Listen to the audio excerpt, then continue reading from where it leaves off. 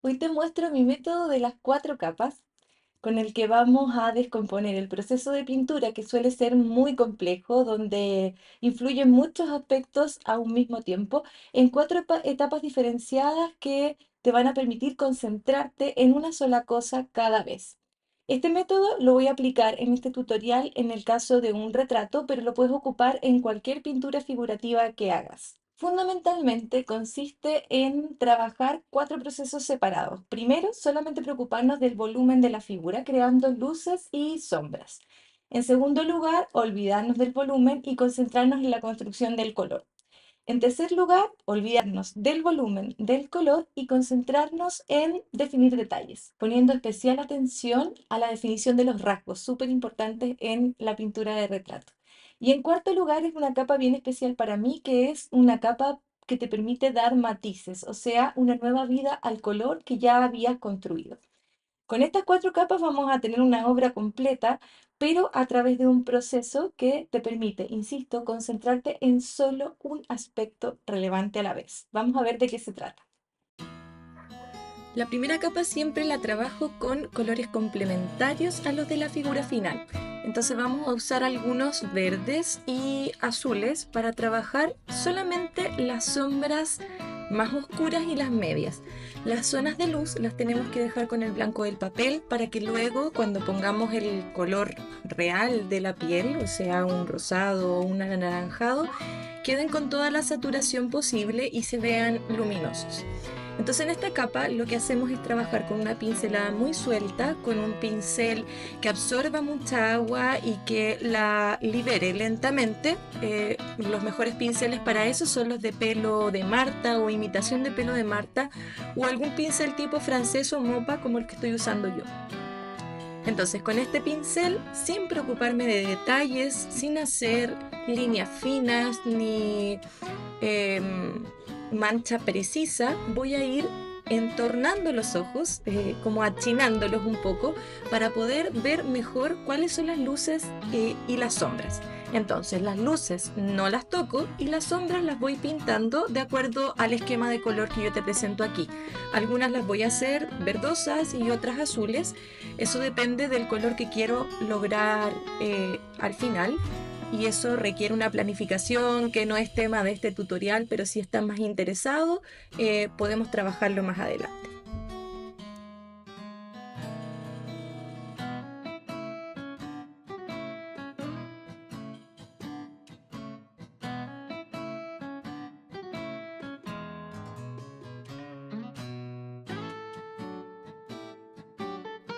Si te fijas, todas las zonas que están en la cuenca de los ojos quedaron pintadas porque rara vez la parte que nosotros vemos blanca de los ojos es realmente un blanco puro. Si yo la dejara así, quedaría demasiado luminoso y parecería que los ojos tienen luz interior.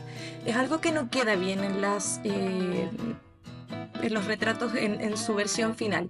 Entonces desde esta capa ya iniciando vamos a pintarlo con el color que estamos usando para las sombras, que son los complementarios al color final, y una mancha general. En la oreja haz solamente manchas generales también, no te detengas en detalles, ahí hay hartos pliegues, pero los vamos a trabajar luego en las capas de definición. Y en el cabello vamos a ir con un verde un poco más oscuro porque las sombras más profundas que tenemos en esta imagen son precisamente las del cabello.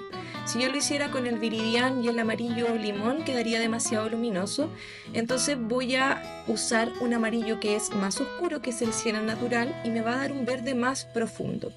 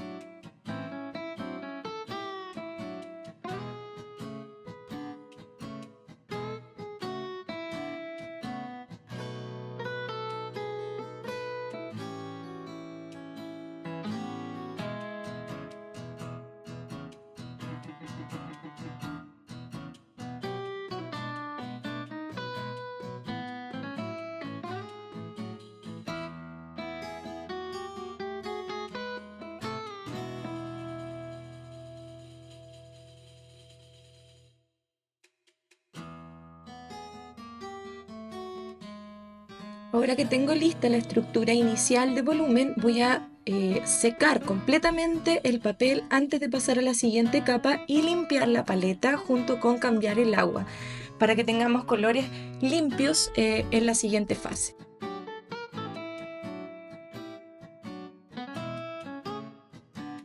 En la segunda capa vamos a trabajar el color local. Ese concepto alude al color de la figura sin tener en cuenta las sombras. O sea, vamos a pensar en, voy a mirar el área de mayor luz y voy a pintar con ese color sin pensar en cambiar la coloración en el lugar de las sombras, porque las sombras ya las tenemos construidas en la capa anterior y la transparencia de la acuarela nos va a permitir que una capa interactúe con otra y genere esas diferencias de color sin tener que preocuparnos de ello.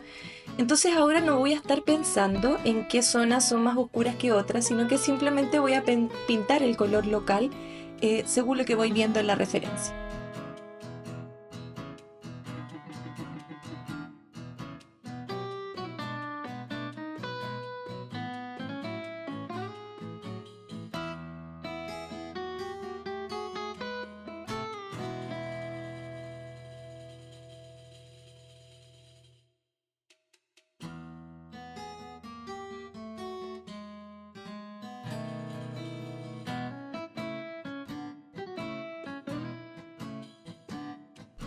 Es importante tener en cuenta que, igual que en la capa anterior, hay zonas de luz máxima que no vamos a pintar. Hay algunas zonas así en la frente, otros brillos en la nariz, por ejemplo, o en la boca. Entonces, fijarse siempre en la referencia, ver dónde está la luz concentrada y ahí dejar en esta capa aún el blanco del papel.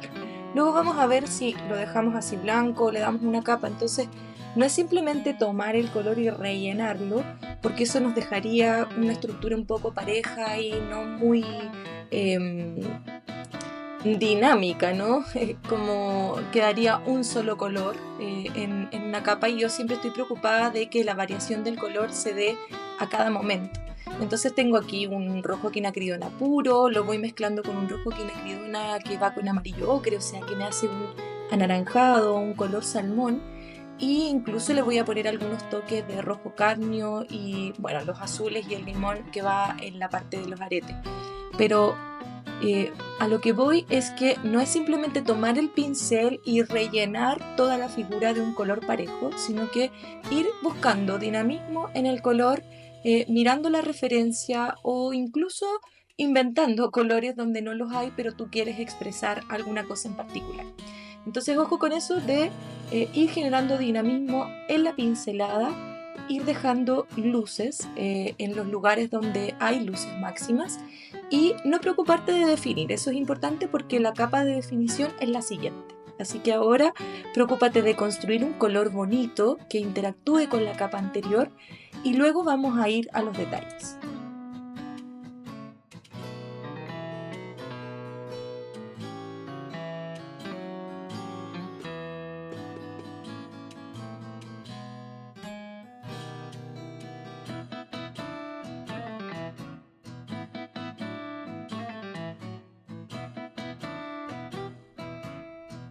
La cabellera es de un marrón rojizo, como lo veo yo, y por eso puse la capa de complementario como el color verde en la capa anterior. Luego la vamos a oscurecer en la etapa de definición, pero y ahí vamos a poner algunos azules, pero en esta capa voy a poner simplemente este rojo cadmio para que interactúe con el verde que hay de base y luego vamos ajustando el color en la siguiente etapa.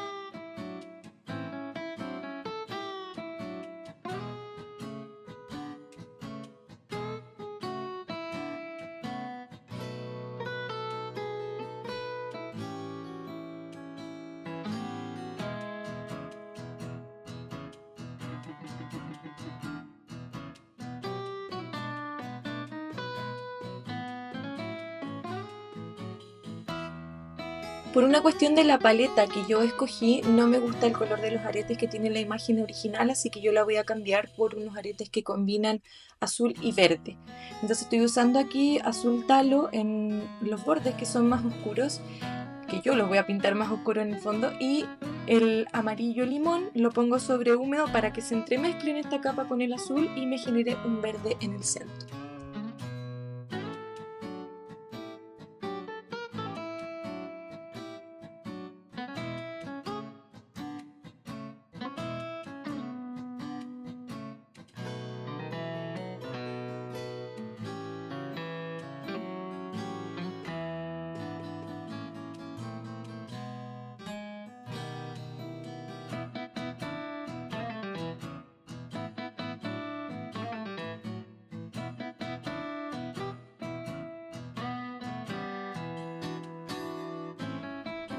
Por la misma razón de la paleta que quiero crear, la parte de el chaleco de esta persona la voy a pintar roja. Entonces voy a poner algunos toques de rojo quinacridona bien intenso mezclados con unos toquecitos de rojo ocre, que son los dos rojos que hemos usado en el rostro.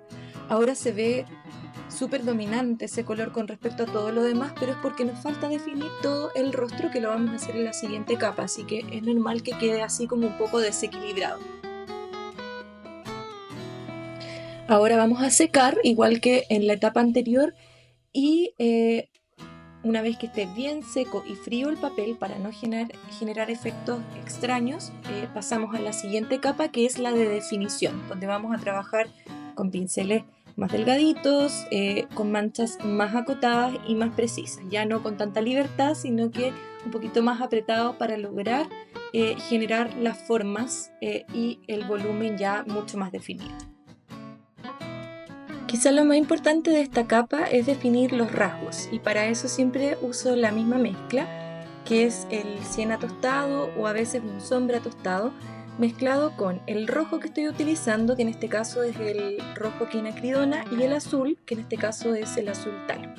No hago una mezcla homogénea, sino que así como la ven, tiro unas rayas de azul y de rojo encima del siena para tener de dónde elegir según lo que quiero ir logrando en cada lugar. Incluso a veces saco un poco al azar para que sea el azar el que decida finalmente el color que voy a poner. Con esta mezcla parto siempre desde los ojos, que es la parte más importante de un retrato, delineando la zona de la pestaña y introduciendo en el iris líneas transversales que lo atraviesan de extremo a extremo, pero sin rellenar, para evitar dejar el iris plano y sin brillo. Los ojos siempre tienen un aspecto vidriado por la lágrima que los abarca, entonces para dejar ese aspecto vidriado hay que dejar luces entre medio. Cuando delineo algo, como por ejemplo el pliegue del párpado que estoy marcando ahora, siempre al terminar la línea tomo agua y difumino para transformar esa línea en mancha. En lo personal no soy amiga de la línea y por eso siempre hago este juego para transformarla en una mancha, aun cuando necesito partir desde una línea para poder dar forma. En el interior del ojo también es importante crear ciertos volúmenes. Fíjense en la referencia y vean que la parte blanca del ojo no es un blanco parejo, sino que hay sombras, sobre todo en la parte que se hunde del ojo, y luces en la parte que se va acercando al iris, porque es el volumen más pronunciado. Entonces ir fijándose en todo eso y con esta mezcla ir definiendo esos rasgos en esta capa. Vamos a hacer lo mismo con la misma mezcla en la zona de la nariz, en la zona de la boca y del ojo derecho. Al pintar las cejas hay que tener cuidado de no rellenarlas con una misma intensidad en todo su contorno. Lo que yo hago en este caso es usar la técnica de apretar en el papel y soltar para ir haciendo como pequeñas pinceladas que van formando la figura de las cejas sin rellenar de manera homogénea, para que pueda generarse el efecto de que ahí hay cabello y no se quede la ceja como si estuviera sobrepuesta a la cara, quede integrada a todo el resto del color.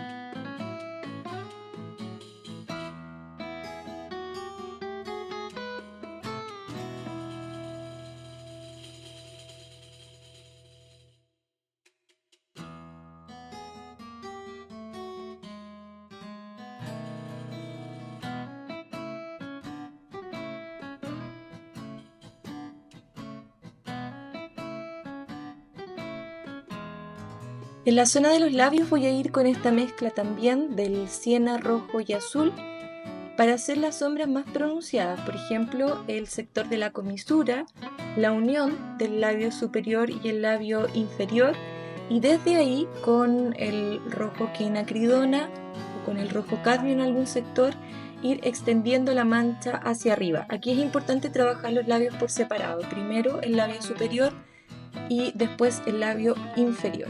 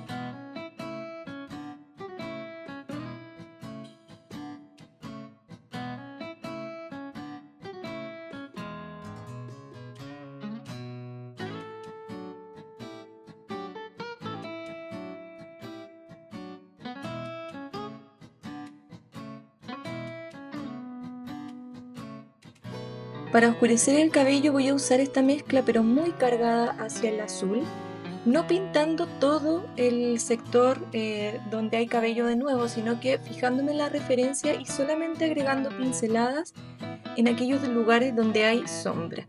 Las luces nos van a quedar con el color que tenemos de base. Esa era la idea de ponerlas como en este tono rojizo. Y ahora con ese azul vamos a ir marcando las sombras. En especial tengan mucho cuidado con el área de la partidura, que tiene que quedar clarita para que pueda verse como el tono de piel que hay ahí en el cuero cabelludo. Entonces nunca juntar un lado con el otro porque parecería como una especie de casco sobrepuesto a la cabeza.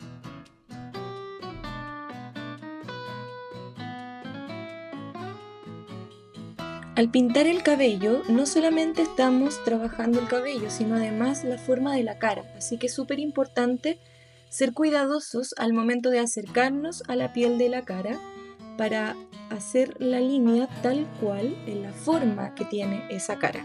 Si no, podemos dejar una cara más ancha o más delgada de lo que es realmente. En la oreja pasa lo mismo, es el mismo efecto. Pintar el cabello me va a permitir definir la oreja. O sea, estoy como pintando la oreja en negativo, pintando fuera para poder definir la forma de dentro. Lo mismo pasa al acercarnos a la zona de los aretes y a la zona de la ropa finalmente.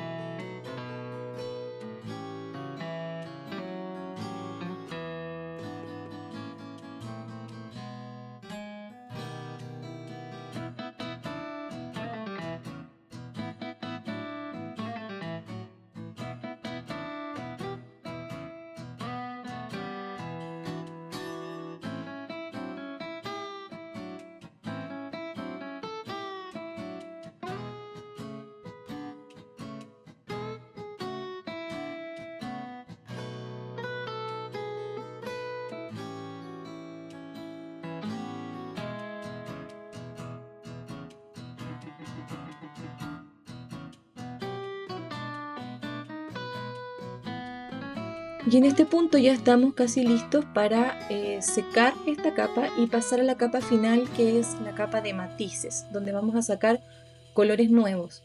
Aquí en este punto ya tenemos definido el volumen, la forma de los rasgos, el color de una manera general, y lo que vamos a hacer en la siguiente capa es dar un nuevo colorido ahí donde lo requiere, hacer que las zonas que nos quedaron como de un color muy plano tomen vida con colores nuevos.